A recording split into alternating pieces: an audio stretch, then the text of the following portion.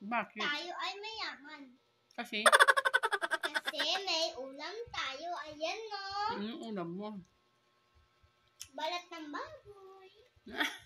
Niluto ni mama ko, sila papa ko, hindi mayaman. Tayo ay mayaman. Mayaman na pala yung nag-uulam ng balat ng baboy. Mayaman. Masarap to. Tikman ninyo, guys. Ang may-ari, hindi pa nakatikim. Sino may-ari niyan? Si mami. Anong sabihin mo kay mami? Mayaman ang pagkain namin. Tapos, kay mami man to, hindi pa naman nakatikim pa si mami nito. Oh, Anong sasabihin mo? mami,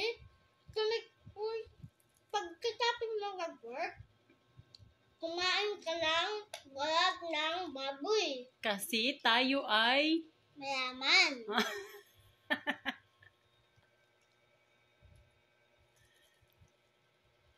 Guys.